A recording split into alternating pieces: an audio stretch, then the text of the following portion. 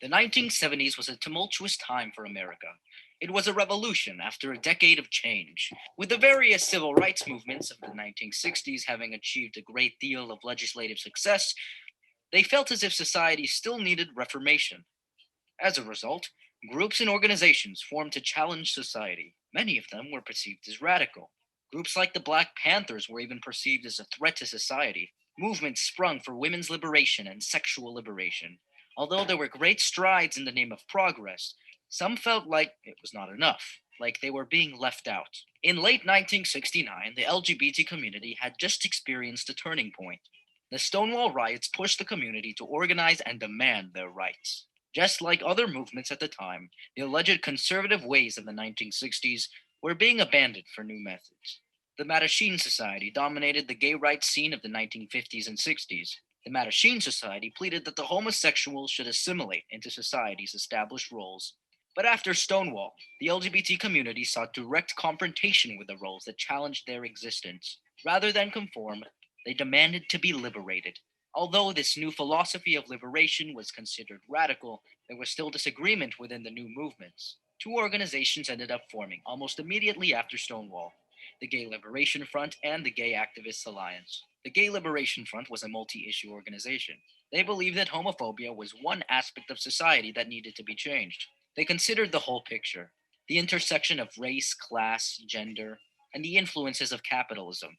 There were different chapters and caucuses that focused on specific groups, such as the Drag Queens Caucus led by Silvia Rivera. However, many activists of the time thought the group lacked focus, attention, and method. Thus, many fled to the Gay Activist Alliance. The GAA single issue method allowed for easier organization and mobilization. However, many felt that it came at the cost of neglecting important intersections like race and gender. Toby Murata states the GAA was a single issue, politically neutral organization whose goal would be to secure basic human rights, dignity, and freedom for all gay people.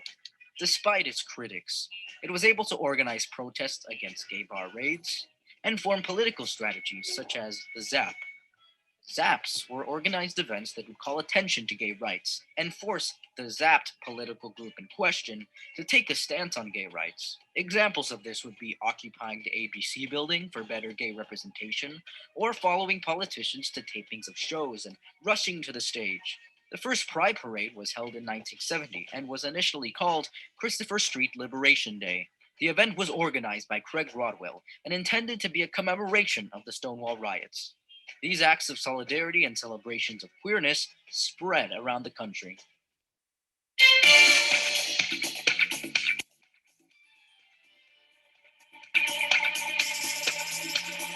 San Francisco was once a haven for the Summer of Love in 1967.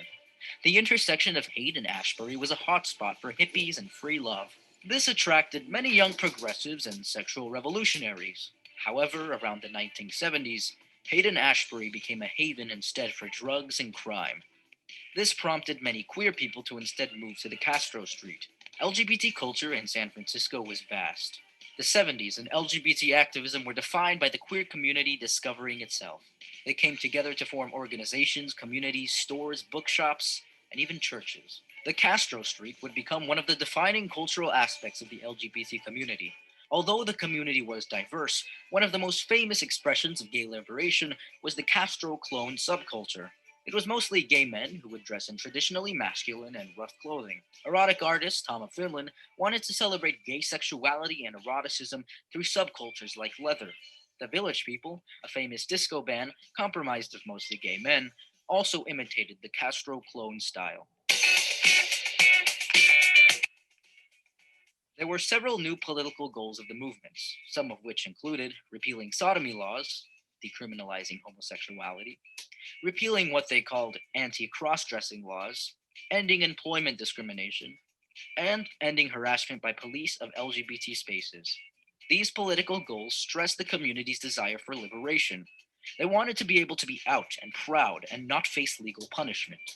It should be noted that employment discrimination is still legal in many places in the United States. Queer sex and relationships were not legalized completely in the US until 2003 and is still illegal in many countries around the world. Openly LGBT people began running for public office and even landed some victories. Kathy Kosachenko was the first openly gay person elected to a public office in the United States. She served on the Ann Arbor City Council in Michigan. Although many queer activists shared the same goals, many did not. And even if the goals were similar, their ways of implementing these goals varied.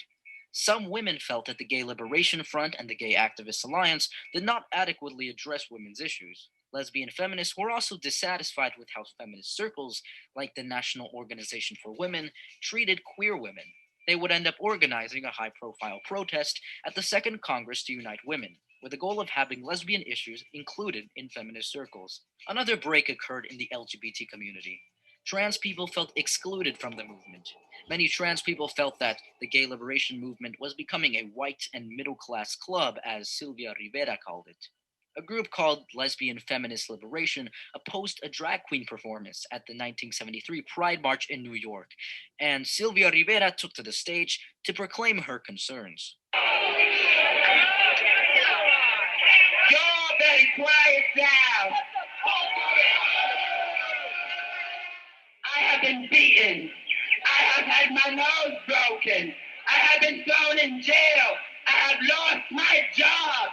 I have lost my apartment for gay liberation. And you all treat me this way? What the fuck's wrong with you all? Think about that. The people that are trying to do something for all of us and not men and women that belong to a white middle class, white club. And that's what you all belong to. Revolution! Trans activists often clash with trans exclusionary radical feminists, especially in the LGBT community. Despite this, trans people did fight for some incredible historical feats. Sweden became the first country in the world to allow trans people to change their gender marker to match their gender identity.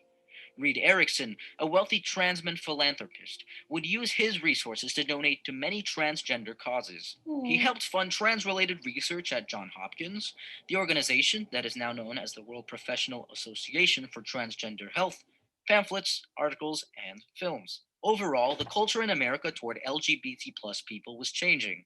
Even if the public did not approve of queer people, they were gaining awareness of queer people's existence. Movies that had once seen LGBT people as predators in the shadows now showed them in a sympathetic light. By no means was the LGBT representation of the 1970s perfect, but it existed less to demonize queer people and more to portray them as everyday people. Despite the many disagreements in the community, there was a strong sense of achievement among each of its members. The community was enjoying what the new decade brought, but every new movement that appears in the culture has a pushback.